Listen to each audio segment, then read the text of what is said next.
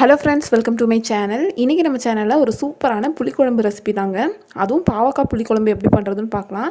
பாவக்காயோட கசப்பு கொஞ்சம் கூட தெரியாமல் எப்படி சூப்பராக பண்ணுறதுன்னு பார்க்கலாம். இப்போ வாங்க வீடியோக்குள்ளே போகலாம். அடுப்பில் ஒரு கடாயை வச்சுருக்கேன். இப்போ இதில் 1 டேபிள் ஸ்பூன் அளவுக்கு எண்ணெய் சேர்த்துக்கலாம். எண்ணெய் சூடாகட்டும். நான் இன்றைக்கி 2 மீடியம் சைஸ் பாவக்காவை இந்த மாதிரி ரவுண்டாக கட் பண்ணி எடுத்து வச்சுருக்கேன். இப்போ ஃபஸ்ட்டு இந்த பாவக்காவை நம்ம இந்த எண்ணெயில் பொரிச்சு எடுத்துடலாம். இந்த மாதிரி பண்ணினீங்கன்னா பாவக்கோட டேஸ்ட் பார்த்திங்கன்னா அந்த கசப்பு தெரியாமல் அதே டைமில் டேஸ்ட்டும் சூப்பராக இருக்கும்.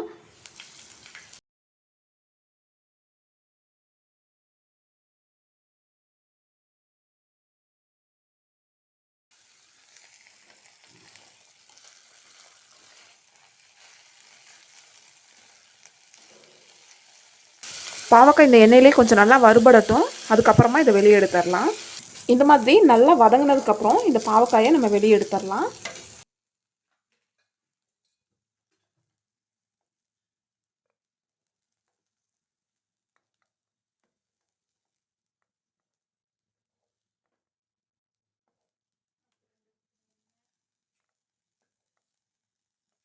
இப்போ இதில் 2 டேபிள் ஸ்பூன் எண்ணெய் சேர்த்துக்கலாம்.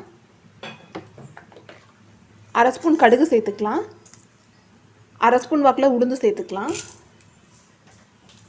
கொஞ்சமாக வெந்தயம் சேர்த்துக்கலாம். வெந்தயம் நிறைய சேர்க்காதீங்க, கசக்கும். கொஞ்சமாக சேர்த்துக்கோங்க.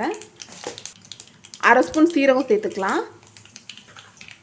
5 பல் பூண்டு இந்த மாதிரி கட் பண்ணி வச்சுருக்கேன், இதை சேர்த்துடலாம். ஒரு கொத்து கருவேப்பிலை சேர்த்துக்கலாம். ஒரு பச்சை மிளகாய் சேர்த்துக்கலாம். சேர்த்து வதக்கிட்டு இப்போ இதில் வெங்காயம் சேர்த்துக்கலாம். ஒரு வெங்காயம் கட் பண்ணி வச்சுருக்கேன், இதை சேர்த்துடலாம்.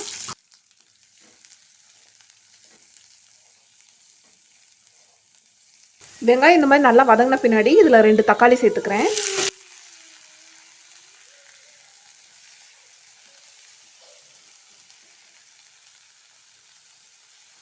தக்காளி நல்லா வதங்கட்டும். தக்காளி இந்த மாதிரி நல்லா வதங்கின பின்னாடி இதில் மசாலா சேர்த்துக்கலாம். 1/4 ஸ்பூன் மஞ்சள் தூள் சேர்த்துக்கலாம். குழம்பு மிளகாய் தூள் 2 ஸ்பூன் சேர்த்துக்கலாம்.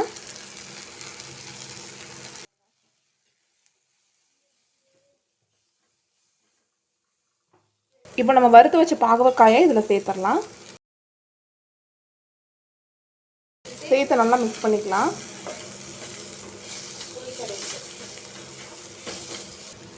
புளி பார்த்திங்கன்னா ஒரு லெமன் சைஸ் புளி இந்த மாதிரி கரைச்சி வச்சுருக்கேன், இதை சேர்த்துடலாம்.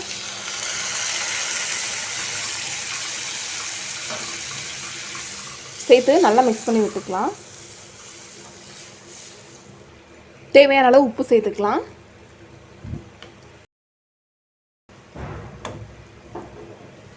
நம்ம பார்த்திங்கன்னா ஏற்கனவே இது பாவக்காயை எண்ணெயில் வறுத்து எடுத்தனால இது வேகிறதுக்கு ரொம்ப லேட்டெல்லாம் ஆகாது. ஒரு 5 நிமிஷம் வேக விட்டு அதுக்கப்புறமா நம்ம தேங்காய் சேர்த்துக்கலாம். அவ்வளோதான். இப்போ 5 நிமிஷம் நல்லா கொதிஞ்சிருச்சு. இப்போ இதில் நான் ஒரு 1/4 மூடி தேங்காயை இந்த மாதிரி அரைச்சி எடுத்து வச்சுருக்கேன், இது இதில் சேர்த்துடலாம்.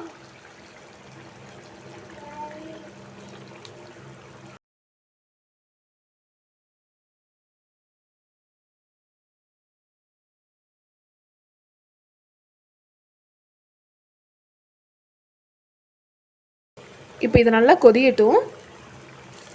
பாவக்காய் புளிக்குழம்பு பார்த்திங்கன்னா சூப்பராக ரெடி ஆயிடுச்சு. இப்போ இதில் கொஞ்சமாக கொத்தமல்லி தழை சேர்த்துக்கலாம். சேர்த்து ஒரு தடவை மிக்ஸ் பண்ணி விட்டுக்கலாம்.